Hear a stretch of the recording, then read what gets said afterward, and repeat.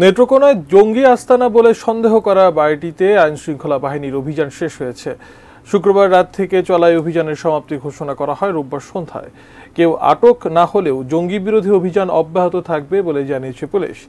নেত্রকোনা প্রতিনিধি শামীম আহমেদের তথ্য ছবিতে ডেস্ক রিপোর্ট দেখুন। নেত্রকোনা সদর উপজেলার ভাষাপাড়া গ্রামে প্রায় ৩ একর জায়গা জুড়ে বিশাল বাড়ি। মালিক ডুয়েটের অবসরপ্রাপ্ত শিক্ষক আব্দুল মান্নান এখানে নিজে থাকেন না।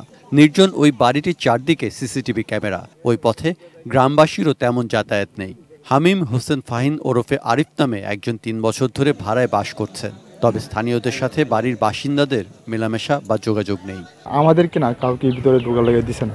এটার ভিতরে আমরা ঢুকে নেই, কি করে কিনা করে আমরা কোনো ঢুকে নাই, আমরা এটা দেখছি না।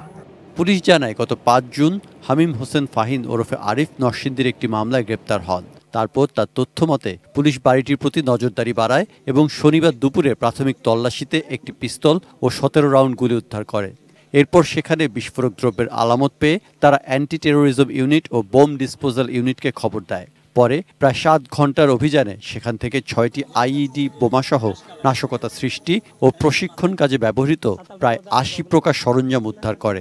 এটিও খুব দক্ষতার সাথে এই কাজগুলো অন্যান্য জায়গায় করে এসেছে এবং এখানেও করেছে বলে আমরা বিশ্বাস করি, এবং তাদের সংগৃহীত যত আলামতগুলো আছে বা এগুলো আমরা বিস্তারিত অনুসন্ধান এবং বিশ্লেষণ করার পরে বিভিন্ন অনুসিদ্ধান্তে আসতে পারব। বোম ডিসপোজাল ইউনিটের তত্ত্বাবধানে বোমাগুলো নিরাপদ বিস্ফোরণ ঘটানো হয়। Saikat Dasgupta, desk report, ATN news.